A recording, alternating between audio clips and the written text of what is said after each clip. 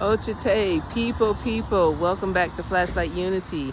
This is Carol J. I have another video. Today's video is called, This is How We Win. Are you a winner? Let's go.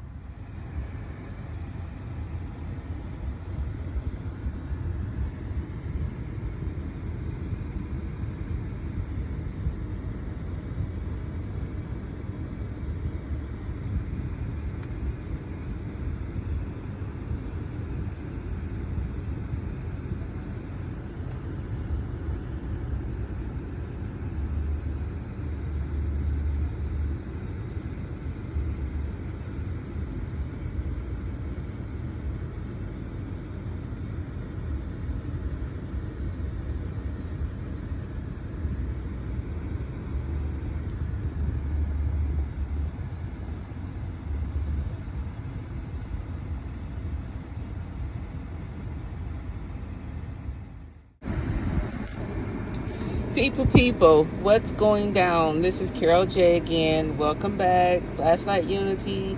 As I said in the first shot, this video is called This is How We Win.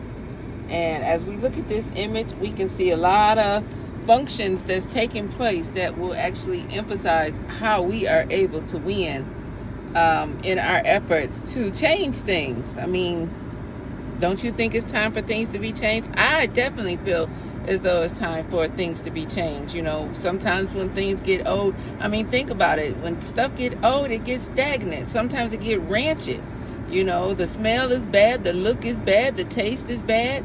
And right now here in the United States, I would definitely say that there's a bad taste in the air. There's a bad taste over these United States. There's a bad look over these United States, and there's definitely a bad stench over these United States, especially right now when we talk about what I've been talking about in all of these videos, the impending doom, the impending destruction that's coming to these United States. A destruction pretty much like none of us has ever seen. And you know I've never seen it in my lifetime. I don't know about you and what your background is, but I mean, you have people in the military, they can go off and see certain horrendous destructive things, but who would have thought that you would ever see destruction in your backyard? Hold on, let me turn this down.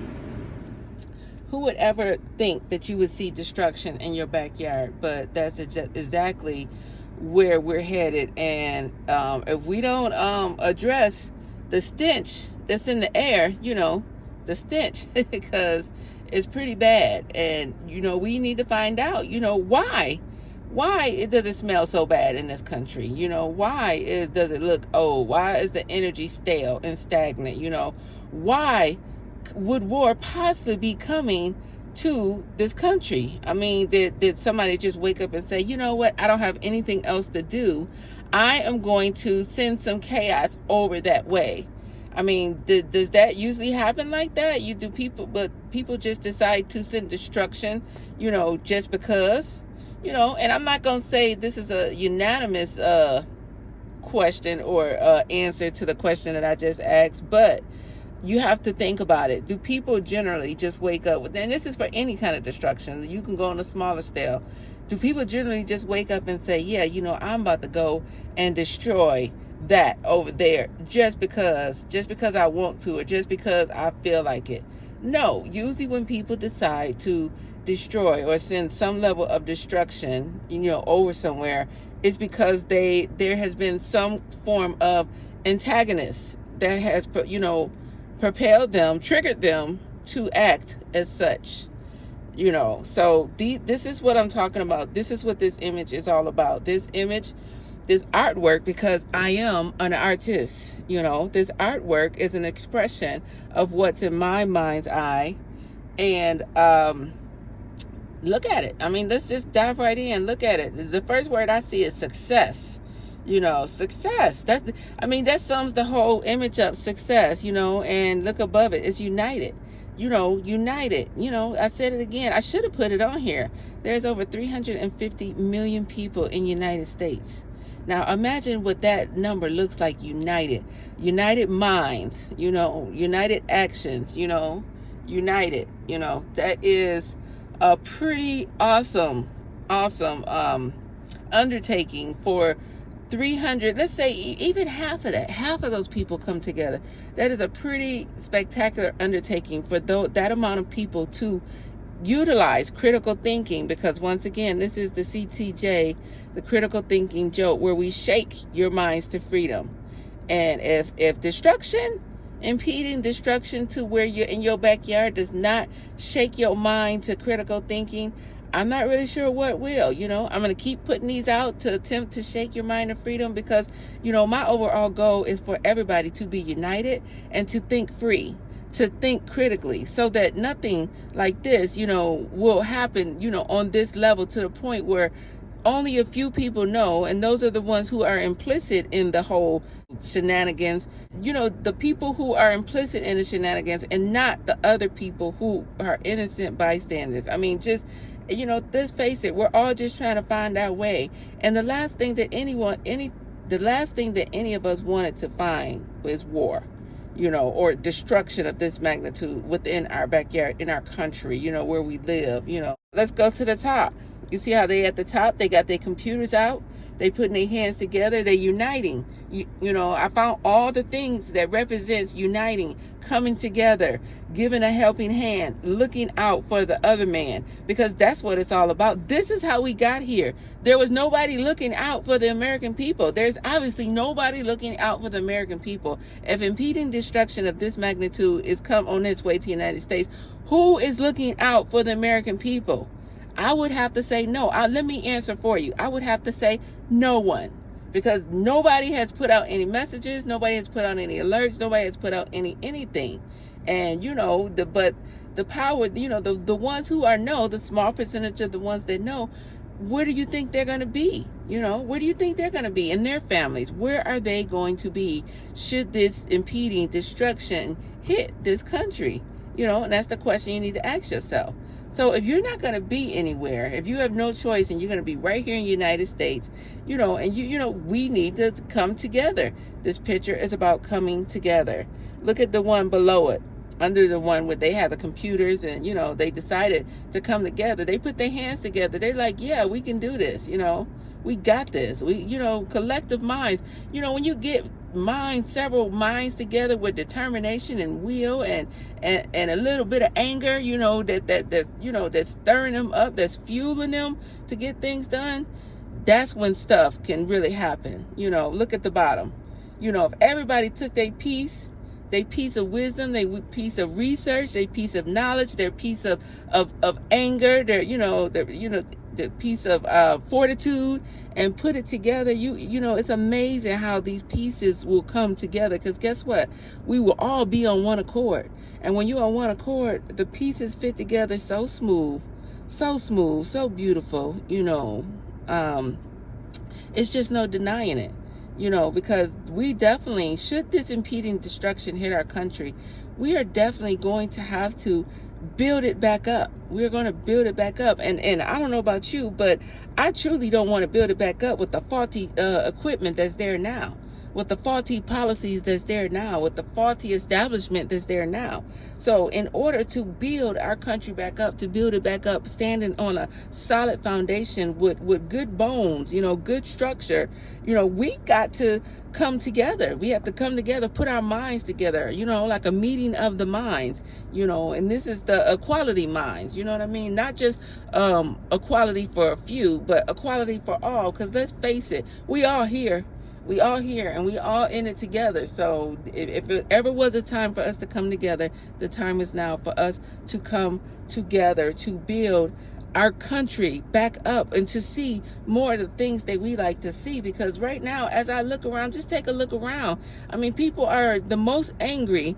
I drive down the street in traffic, and people are like, traffic just sends people like on a angry tantrum, like they're turning to tyrants over traffic. Something that is what it is. Once a car makes a move, it has to complete that move. That's traffic. But it sends people in a raging tantrum that is truly unnecessary. My thing is, long as no cars collided, whether somebody cut you off or not. And I know I'm getting off subject, but this thing of traffic, it just to me, it just shows how on edge people are over the smallest things, or the things that you cannot escape. Because guess what? If you're driving today, you're going to have to drive tomorrow, and you're going to have to drive the next day, you're going to drive the next day. Suppose somebody cut you off every day. Are you going to keep fueling that anger monster, that anger monster that's inside of you? Keep fueling that monster to get angry every time somebody cuts you off?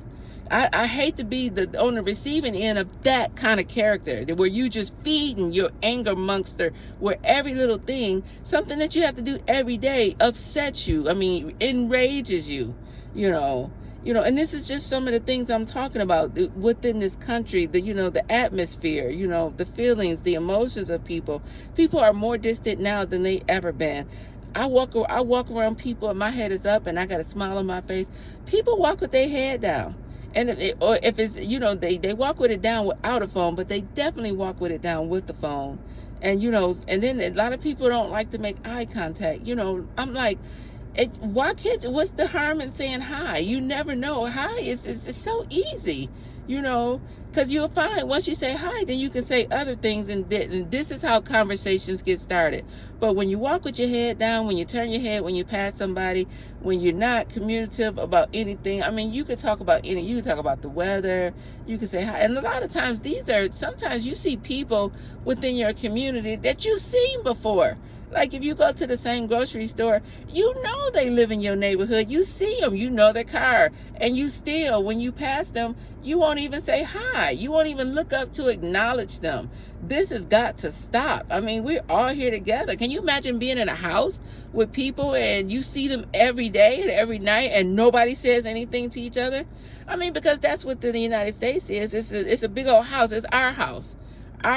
And you couldn't imagine being in a house where nobody talked. They just passed each other, held their head down and not say anything. That would be a pretty unpleasant environment, but this is what the United States, and probably other parts of the world too, but I'm speaking on the United States. This is what the United States has become, where nobody wants to talk to each other. But if they do talk, they want to talk in an aggressive tone, like when people are angry, when they're upset, when they feel slighted in the least form.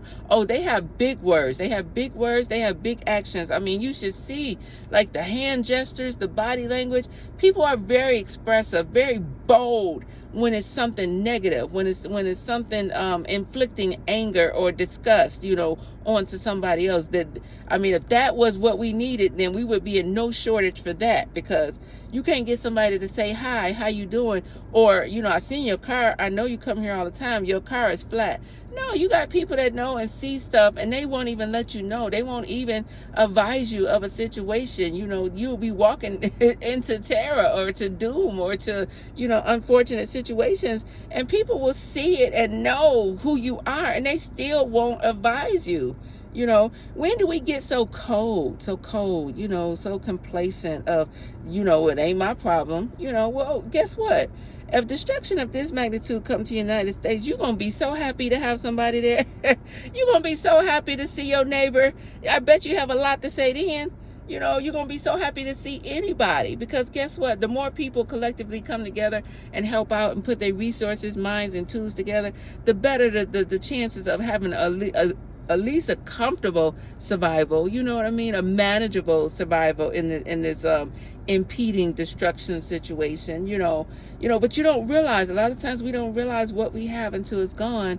And then when it's gone, now we looking like, man, I should have been better. There was really no reason for me not to talk, but guess what? Social media has made it where people don't feel like they have to say anything in person to somebody, but they'll run right home. I mean, they'll rush right home, or in a car. They won't even make it home. They'll get in the car, and man, I'll tell you, they would go to work on that keyboard. For social media, they could probably send 30 messages, for 30 responses on social media just from getting in the car from the grocery store. But they wouldn't say hi to their neighbor Mary or their neighbor Bob, to see how they doing, or tell Bob his tire flat. But they'll send 30 messages on social media to their so-called subscribers, or to, for the most part, people they don't even know. That's way who knows where. They'll send 30 messages and they'll respond with the quickness. I'm telling you, if they get a message or anything, they'll respond with the quickness. This is what I'm saying is backwards. It's so backwards. You're quick to respond to people you don't even know, but people that's right there, right next to you. You won't say a thing. You'll hold your head down. And matter of fact, you will look away intentionally so you don't have to say nothing. People, we need to get better because we ain't gonna have a choice in a minute. So let's look at the top right. The top right, is that right? Yeah, the top right. We can't start to do something and then we say, oh, well, we don't feel like it no more, or it's no use, this, that, and the other. Well, that's what they want you to do. That's part of the hypnotic trance. Why you think they kept you distracted? They want you to be like that. They want you to be nonchalant about it. They want you to go back to your social media, because guess what? They're going to create another app for you. They'll create another app for you so you can look at all the pretty colors, all the pretty animals, all the pretty drama. I mean, they'll do that. They was like, oh, you don't want to question us. You don't want to find out what's going on. We need to put you back in your slumber. Here's an app for you. Here's a funny app for you. No, well, okay, here's a football team. Oh, they ain't going to, oh, what about tennis? Nope, So they just go down the line to find out, well, what is it going to take for you to sit down and shut up and, and be good? Don't say nothing. That's how they think. What is it going to take for us to get them to sit down, shut up, and don't do anything? Well, they already got it. They already know what to do. All they're going to do is think of something else. And so it's up to the American people if they're going to fall for it, So it's up to you. You, and you, and you, and you, if you're going to fall for it, Because this is where our rights and our freedoms, and if you really want to know the truth about it, our lives. Because I know a lot of people got accustomed to the life they're living now. But it can change in an instant. At 1 minute, it can be great gravy, living your best life. And the next minute, not at all. Not at all. And your mind, I tell you, your mind plays tricks on you. It's going to be like, what happened? What happened? It'll be a shock to the system because you're going to be like, yesterday, I was at the beach. I was in the beach, in the water playing. Yesterday, I was out hanging with friends. We was partying. We was toasting. Yesterday, I was at, work or whatever you was, and I enjoyed it. I was having the best time. When all of that is gone, what you gonna have? These are the things you need to think about. This is what you're fighting for.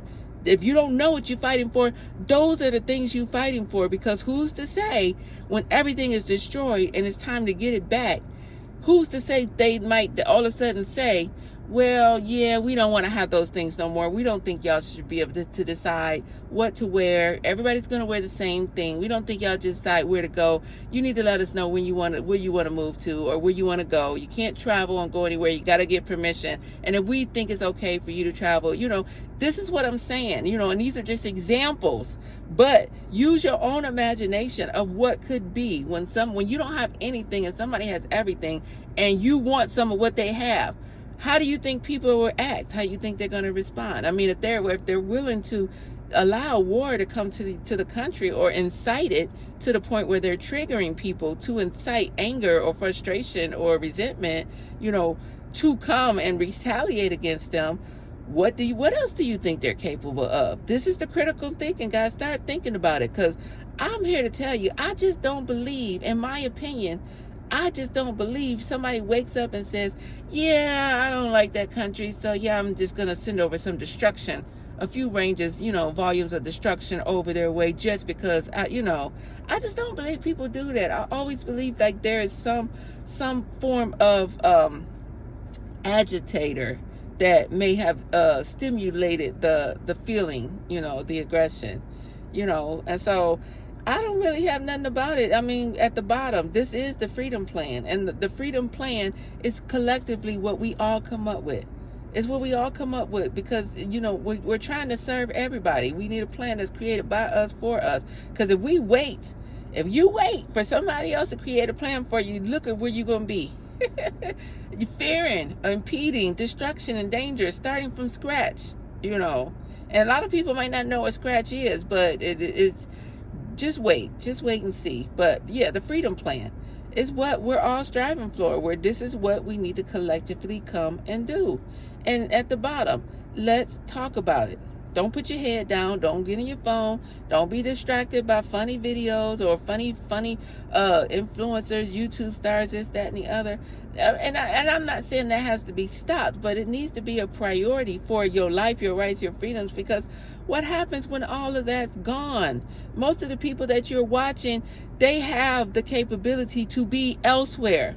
They have the capability to be somewhere else, and guess what? Their life is going to still go on. The sun going to still come out, the moon going to still come out, and they're going to be good, still on the beach somewhere. Like, oh, wasn't that terrible what happened to, United States? They're going to be fine, but where you're going to be, if you spend your time watching someone else's life when you have to be concerned, or you need to be concerned about your own life, where are you going to be should something happen? This is the critical thinking that you need to ask yourself while you're wasting time watching someone else. Yeah, so, in the last picture, I have the steps, and it's about support. Help your brother man out, because we're all one. I mean, when you really think about it, I ain't gonna go into that because that's like deep. I could do a whole nother several videos for that. But yeah, we're all one, so we got to support each other, because once again, we all in the same boat. You might not believe it now, but let something happen where resources are limited. You're going to be pretty happy to see your fellow man, regardless of who they are, if they have a little bit of resources to share with you, a little bit of extra resources to share with you, a little extra conversation to share with you, because once again, there may not be no social media, we don't know. All we know is that it's something that we ain't never seen before. So why not get prepared now? Why not engage in the things that show how we win, how we're capable of winning, how we're ready to win, how we won't stop until we win. And with that, guys, I'm going to say it again. We got to get over. Oh, that's my middle picture. Look at that. That's more stairs. That's more going up. The arrow going up. We all trying to go up, right? Because we got to get over before we go under. And look behind the whole scene. It's fire. Right now, we are in the fire. Now, we might not felt the heat yet, but right now, we are literally in the fire. And then really, in my opinion, again, I would say that, we have been in the fire already. It's just that we just been warm. We've been lukewarm in the fire. But this fire about to get really, really hot. And the hot fire that I foresee in my mind's eye that's coming, it ain't going to be tolerable. So we got to get over before we go under, guys. And until the next video, I'll say ochite.